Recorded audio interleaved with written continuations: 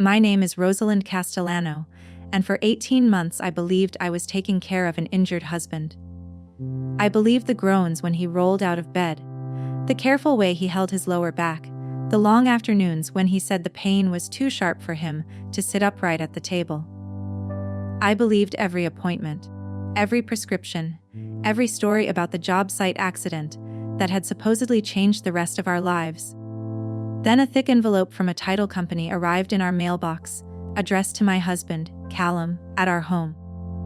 At first I thought it was junk mail or some refinancing offer, the kind of thing that came with too many pages and too much legal language. I almost set it on the counter for him. But the envelope had a closing number printed under the return address, and something about its weight made me open it. Inside were copies of closing documents for a house in another town. Not a house Callum and I had discussed. Not a house I had ever seen. Not an investment property. Not a surprise. Not anything that made sense inside the life I thought we were living. The buyers were listed as Callum Everett Castellano and Simone Elise Markham. I read the names 3 times before the words settled into meaning. Callum's full legal name was there, exactly as it appeared on our mortgage, our tax returns, and every medical form I had filled out for him during his injury claim. Beside it was Simone, a woman I did not know. The down payment was listed on the settlement sheet, and that number did more than hurt me. It made my hands go cold. It matched almost exactly the amount Callum had told me was sitting untouched in a separate account after his workers' compensation settlement. That money was supposed to be our cushion. That was what he had said when the settlement finally came through after months of medical evaluations, insurance calls, and physical therapy appointments. He told me we should not rush to spend it. He said it was security after a terrible season. He said maybe, once he was fully healed, we could use part of it to pay down debt, update the kitchen, and finally stop living in a constant state of financial calculation. I had believed that too. I stood at the kitchen counter with those documents spread in front of me, while Callum slept in the bedroom, or pretended to sleep, or rested the way he always rested by then, with the curtains drawn and a heating pad beside him. The house and the documents had closed 3 weeks earlier. 3 weeks earlier, I had been driving him to a follow-up appointment, because he said sitting behind the wheel aggravated his back. 3 weeks earlier, I had carried laundry baskets alone because he said bending was impossible. 3 weeks earlier, he had apparently signed closing papers with another woman. My first instinct was not to scream. That surprised me later. I always thought betrayal would make a person loud. But I went quiet. Something inside me understood that if I ran into the bedroom waving those papers, I would give him a chance to explain, erase, deny, or disappear behind another performance. So I folded the documents back into their envelope, put them in my tote bag, and made dinner as if my life had not just split in two. Callum came to the table that night slowly, one hand braced against the wall. He winced when he lowered himself into the chair. I watched the performance with a new kind of attention. His face tightened at the exact moment it always did. His breath caught in the same practiced way. He thanked me for bringing his plate over because, he said, walking back and forth still pulled at something deep in his spine. I nodded. I asked if he wanted more water. I listened to him complain about how long the insurance carrier had dragged out his claim, how humiliating it had been to prove pain no one could see, how lucky we were that the settlement had at least given us breathing room. While he talked, the envelope seemed to burn inside my bag by the door. The next morning, after he said he needed to rest, I drove to a coffee shop across town. I did not want to make the call from our house. I took out the title company packet, found the case number, and called the number printed on the letterhead. My voice sounded strange to me when I said I was calling about documents that had been mailed to my address by mistake. The woman on the phone was polite, then cautious. She confirmed the property address. She confirmed the closing date. When I explained that Callum Castellano was my husband, and that I had no knowledge of this purchase, her silence told me more than her words did. She could not discuss everything, she said, but because the documents had come to our address, And because I could verify certain information, she confirmed that the buyer listed was my husband. Same full name, same identifying information, same signature on closing paperwork. There had been no clerical mix-up with another Callum. When I hung up, I sat in my car and stared at the steering wheel. It would have been devastating enough if the documents had only proved an affair. It would have been devastating enough if Callum had taken money from our marriage and hidden a house from me. But there was a deeper suspicion rising under all of it, one I did not want to say out loud even alone. What if the injury had not been real? Callum worked in construction management. He was not a laborer in the way some people imagined, but he spent enough time on job sites that accidents were possible. When he first came home claiming he had hurt his back after a fall near a temporary platform, I had no reason to doubt him. He was pale, angry, embarrassed, and frightened. At the emergency clinic, he described pain shooting down his leg. Later there were specialists, scans, restrictions, and a workers' compensation claim that seemed to swallow our life. For months, he said he could not work. He said he could not lift more than a few pounds. He said sitting too long caused spasms. He said walking around the block could set him back for days. I rearranged everything around those limitations. I took over errands he used to handle. I managed the bills, the insurance forms, the housework, and the emotional weight of living with someone who said pain had stolen his future. When he snapped at me, I excused it. When he withdrew, I told myself depression was part of recovery. When he needed me, I showed up. And now I had legal documents showing he had been building another life, while I was bringing him ice packs. I called an attorney before I called a friend. I needed facts, not outrage. The attorney's name was Priscilla Nakamura, and I found her because her firm handled family law and had experience with workers' compensation fraud issues. I expected her assistant to schedule me for the following week, but when I explained the title documents, the settlement money, and my fear that my husband's disability might be fabricated, Priscilla came on the line herself. She listened without interrupting. Then she told me not to confront Callum yet. That instruction felt impossible. The words were sitting behind my teeth, pushing forward. But Priscilla was firm. If the affair and hidden house were the only issues, confrontation might be emotionally satisfying, but it would not protect me. If the workers' compensation claim was fraudulent, then confronting him privately could give him time to destroy evidence, coach Simone, move money, or change his behavior before anyone documented what he was actually capable of doing. She told me to make copies of every document, keep the originals safe, and communicate with her from an email account Callum could not access. Then she gave me the name of a private investigator named Marisol Vance. Marisol did not sound surprised when I told her the story. That was almost worse. She asked precise questions. When did Callum claim the injury happened? What limitations had he reported? Was he still receiving any ongoing disability payments? What did the settlement agreement say? Did he leave the house alone? Did he have a routine? Did I know Simone's address or workplace? Had Callum changed passwords, opened new accounts, or started guarding his phone? I answered what I could. I hated how much I did not know. Marisol explained that she could document his physical activity in public places and trace the property purchase through available records. She could not hack phones or steal private communications, and she was clear about that. But she could establish timelines. She could watch. She could find out whether the man who could barely unload a dishwasher at home was moving through the world differently when I was not there. For the next 2 weeks, I lived inside a performance while secretly watching for the edges of his. At home, Callum continued to play the injured man. He moved slowly when I was in the room. He asked me to bring him things that were only a few feet away. He kept a small pharmacy of pill bottles on the nightstand, although I noticed, for the first time, that the levels in some bottles never seemed to change. He sighed when he stood, rubbed the same spot on his back, and apologized for being a burden in a voice that used to pull tenderness out of me. Now it pulled nausea. One evening, he asked me to help him shift into a more comfortable position in bed.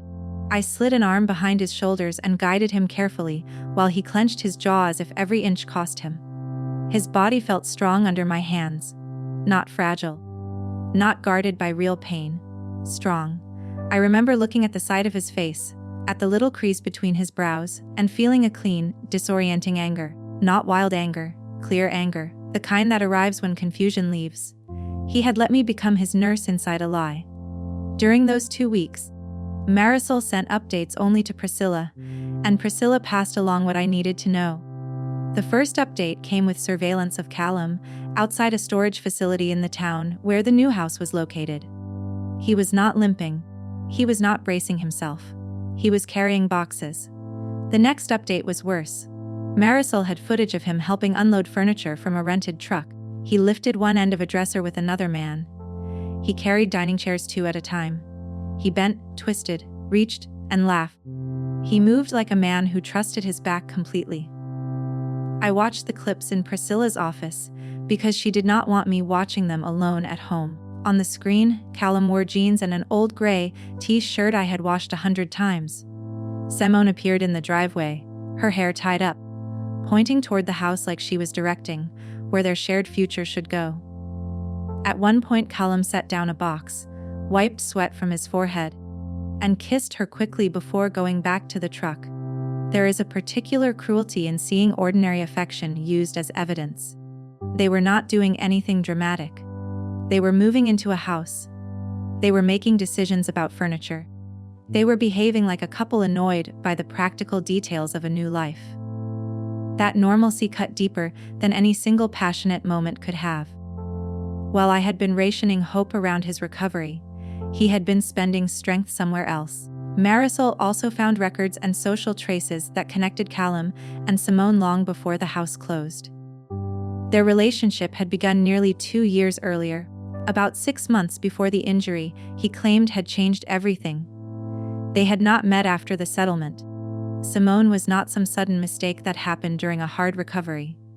She was already there before the accident story existed. The timeline mattered. Priscilla explained it carefully. A person could have a real injury, heal faster than expected, make terrible personal choices, and still be guilty of betraying a spouse, without necessarily committing workers' compensation fraud.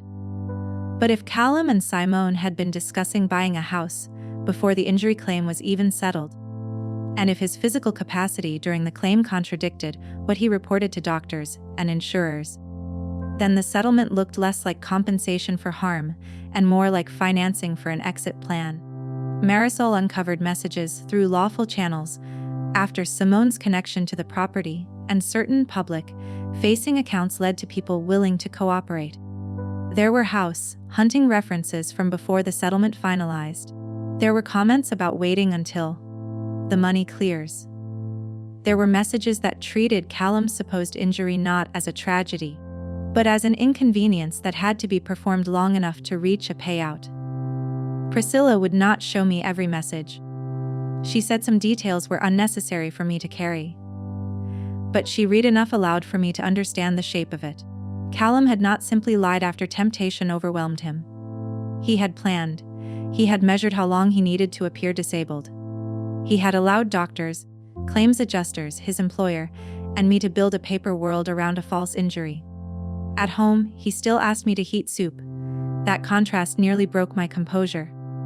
I would sit across from him while he talked about pain management, and my mind would replay footage of him carrying furniture into Simone's house. I would hear him mention his back stiffening after a short walk, and I would remember Marisol's report of him playing in a weekend recreational softball game, swinging, running, and bending for ground balls without hesitation. I would watch him lower himself onto the couch like an old man, then remember him lifting a cooler from the back of Simone's car. I learned that betrayal is not one discovery. It is 1,000 tiny retranslations. Every memory becomes evidence. Every kind thing you did becomes part of the machinery that helped the lie survive. The day Priscilla told me there was enough documentation to proceed, I felt neither relief nor triumph. I felt tired in a way sleep could not touch. She had prepared a report for the workers' compensation insurance carrier that included the title documents, the surveillance footage, the property timeline, and the evidence suggesting Callum and Simone had anticipated using the settlement funds for their house. Because there were possible criminal implications, she wanted everything routed properly. No dramatic ambush, no private threats, no chance for Callum to claim I had misunderstood and then quietly rearrange his story. The report went to the carrier. From there, the carrier opened its own fraud investigation and referred the matter to state prosecutors. I filed for divorce the same week. Serving Callum was not the explosive scene people imagine when they hear stories like this. He was in the living room when the papers arrived, wearing the soft brace he liked to put on whenever someone might see him. I had already packed a bag and moved important documents out of the house. Priscilla had warned me to be calm, to say little, and to let the paperwork speak. Callum read the first page and looked at me with theatrical confusion. "Rosalind, what is this?" I said. "It's a divorce petition." He blinked, then shifted into injury mode, as if pain might change the subject. "I can't deal with this right now.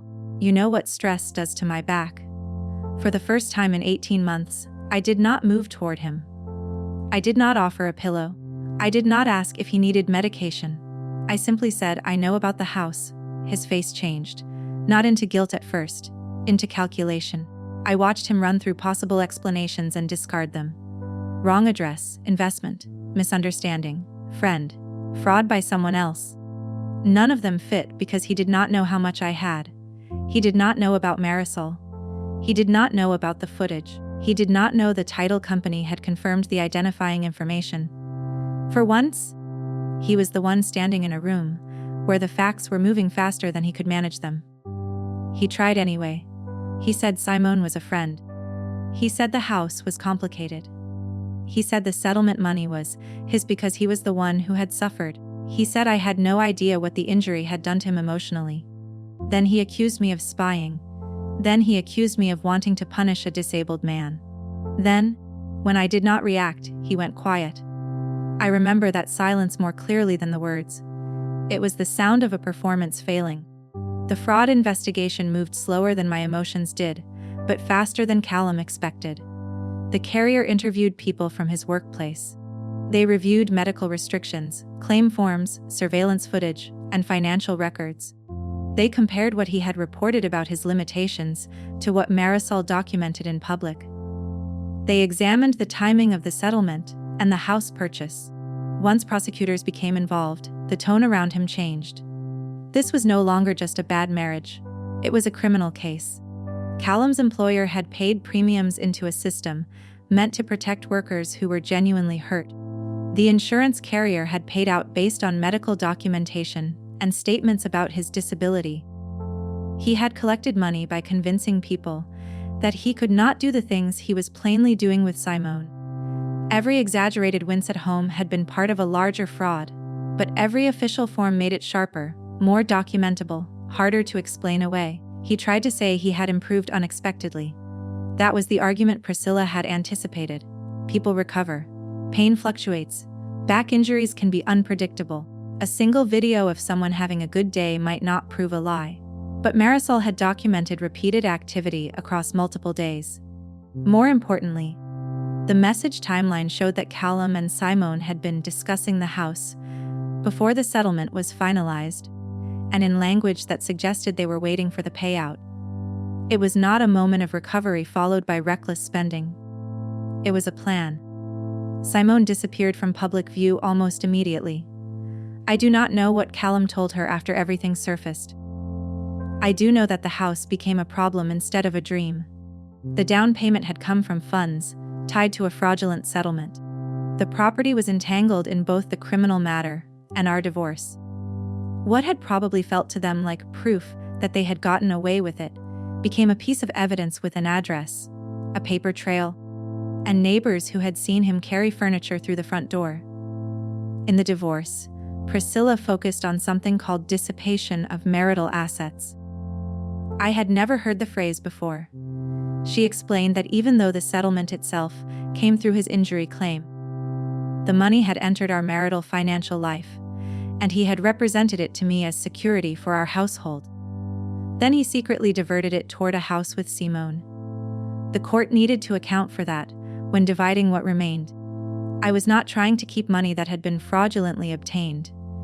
Restitution to the insurance carrier came first, but I refused to let Callum leave me with the ordinary consequences of bills, debts, and lost time while treating the stolen settlement money as if it had simply vanished into romance. Priscilla made sure the property division reflected what he had done. Eventually, Callum pled guilty to workers' compensation fraud. His plea included restitution of the settlement funds to the insurance carrier and probation. Some people expected me to be disappointed that he did not go to prison. I was not. By then I had learned that consequences do not always look like the scenes people want from a story. Sometimes consequences look like a man who built a secret life having to admit, in plain legal language, that the foundation was fraud. Sometimes they look like repayment schedules, court supervision, a ruined professional reputation, and a house that no longer feels like an escape. When the prosecutor summarized the case, the facts sounded almost too clean, too organized, compared to the chaos they had made inside me. Claim disabling back injury, settlement payment, surveillance showing physical activity inconsistent with reported limitations, relationship predating the claimed injury, house purchase with another woman using settlement funds, restitution owed. There was no mention of the nights I ate dinner alone while Callum said pain had stolen his appetite. No mention of the way I learned to sleep lightly in case he needed help getting up. No mention of the guilt I felt whenever I resented the burden. Guilt he had accepted without correction because it served him. The law named the fraud. It did not have language for the intimacy of being used as cover. After the hearing, Callum tried to speak to me in the hallway. He looked smaller than I remembered, though maybe I was only seeing him without the story I had built around him. He said my name softly, the way he used to when he wanted forgiveness before admitting what he had done. I kept walking. There had been a time when that softness would have stopped me. There had been a time when I would have wanted an explanation so badly that I might have mistaken any words for one. But by then I understood something important. Explanation and accountability are not the same thing. He could have told me he felt trapped, or unhappy, or tempted, or afraid of starting over honestly. None of that would explain choosing to turn my care into camouflage. None of that would explain asking me to help him into bed while he was carrying furniture into another woman's house. Marisol called after her part of the investigation closed. She was careful, professional, but there was kindness under her voice. She told me cases like Callum's were especially calculated because they used multiple systems of trust at once.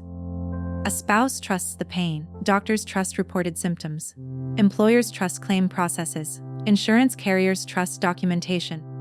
Everyone understands that invisible injuries require compassion, so decent people hesitate to doubt them. A person willing to exploit that compassion can hide in plain sight for a long time. She said the timeline was what made his case so damaging. If the affair had begun after the injury, Callum might have argued that his life had fallen apart, and he made selfish choices after receiving money. That still would have been betrayal, but it would not have shown the same level of planning. The messages before the claimed injury and before the settlement finalized told a different story. The affair, the injury claim, and the house were not separate events. They were connected pieces. I thanked her for finding the truth. Then I cried after hanging up, not because I missed him, but because truth can be both freeing and brutal. It gave me the ground back. It also forced me to stand on it and look at what had really happened. In the months after the divorce, people asked how I had not known. Some asked gently. Some asked with that sharp curiosity people disguise as concern. I asked myself the same question more times than anyone else could. How had I believed him so completely? How had I not noticed the performance? How had I not seen Simone's shadow in our life? The answer is not simple, but it is not mysterious either. I believed him because he was my husband. I believed him because pain is private, and loving someone means you do not begin from suspicion. I believed him because the medical system seemed to validate the story, because forms and appointments and insurance language gave it structure. I believed him because I thought marriage meant carrying each other through the seasons that made life smaller. Callum used that. That is the hardest sentence. Not that he lied. Not that he cheated. Not that he stole settlement money and bought a house with Simone. The hardest part is that he understood my loyalty well enough to weaponize it. He knew I would rearrange the house, so he did not have to climb stairs often. He knew I would take extra work when money got tight. He knew I would defend him when relatives hinted that maybe he seemed better than he claimed. He knew I would feel ashamed for even wondering if he was exaggerating. He counted on the better parts of me. For a while, that made me angry at myself. I replayed every moment of care as if it proved I had been foolish. The soup. The pharmacy runs. The careful driving over potholes. The nights I asked him to rate his pain from 1 to 10, because a physical therapist had suggested keeping notes. The way I stopped inviting friends over, because he said noise made recovery harder. The way I absorbed his moods, because I thought chronic pain had changed him. But eventually I understood that his deception did not make my care shameful. It made his choices shameful. I had shown up for a person I believed was hurt. There is nothing foolish about that. The fact that he exploited it does not turn compassion into weakness. It only shows what kind of person he was willing to become to get what he wanted. The house with Simone was eventually sold as the legal and financial consequences unfolded. I never went inside. I saw photos from the listing once, because Priscilla needed me to identify a few items that might have come from our home. It had pale walls, new light fixtures, and a small backyard with enough room for the patio set Callum had once told me we could not afford. In the kitchen, I recognized a set of blue ceramic bowls that had disappeared from our garage during one of his supposed rest days. Letting go did not happen all at once. It happened in practical decisions. I changed passwords. I closed joint accounts. I sold furniture that still held the shape of that season. I learned which friends could sit with the ugliness without asking for a simplified version. I stopped explaining the whole story to people who only wanted the shock of it. I built routines that did not orbit Callum's pain, real or performed. For a long time, quiet felt suspicious. If no one needed me, I felt restless. If a day went smoothly, I waited for the hidden cost. Healing from that kind of deception is not only about missing a person less. It is about teaching your nervous system that ordinary life is allowed to be ordinary. I still think about the envelope from the title company. One mailing error opened the door to a truth that had been carefully kept from me. If that packet had gone to Simone's address, or if Callum had intercepted it, I might have continued living beside him inside the lie. I might have kept praising his progress when he decided it was time to recover. I might have watched him leave later with a cleaner story. One where the marriage simply failed after a difficult injury, and he happened to find happiness elsewhere. That is what he wanted, I think. Not just the money, not just Simone. He wanted control of the narrative. He wanted to be the injured man who endured, the husband who grew distant because trauma changed him, the person entitled to start over because life had been unfair. He wanted the settlement to look like compensation and the house to look like a beginning. Instead, the paperwork told the truth. When I look back now, I do not remember only the betrayal. I remember the moment I chose not to confront him in the kitchen. I remember my shaking hands becoming steady enough to call the title company. I remember Priscilla's calm voice telling me to protect myself with facts. I remember Marisol's evidence turning my private suspicion into something no one could dismiss as jealousy or shock. I remember standing in court and hearing the fraud named clearly. Callum faked an injury to get a settlement. He used that money to buy a house with his mistress. But the deeper truth is that he tried to make my love part of the scheme. He made my care useful to him, and for a while, I mistook that usefulness for need. I do not anymore. Now, when I think of the months I spent bringing him meals in bed, I let myself feel the grief, but I do not let it define me as gullible. I was loyal, I was patient, I was compassionate. Those qualities deserved honesty, not exploitation. His lie revealed him. My response revealed me. And if there is anything I have carried forward, it is this: when a person's story begins to require you to ignore every fact in front of you, you are allowed to stop protecting the story. You are allowed to ask questions. You are allowed to gather proof. You are allowed to choose truth over the version of love that only survives when you keep your eyes closed. Rosalind thought she was caring for a husband whose back injury had changed their life.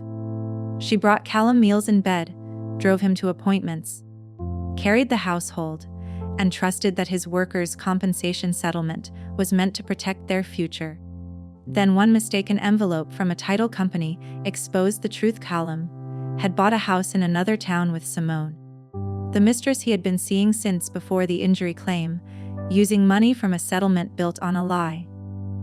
What would you have done in Rosalind's place? Would you have confronted him right away, or would you have stayed quiet long enough to gather proof the way she did? If this story pulled you in, share it with someone who enjoys emotional stories about betrayal, hidden lives, and the moment the truth finally catches up. Thank you for listening all the way to the end. Subscribe for more stories about trust, deception, resilience, and people finding the strength to choose the truth after being deeply wronged. Until next time, take care of your heart, trust what the facts are showing you, and remember that real love should never require you to live with your eyes closed.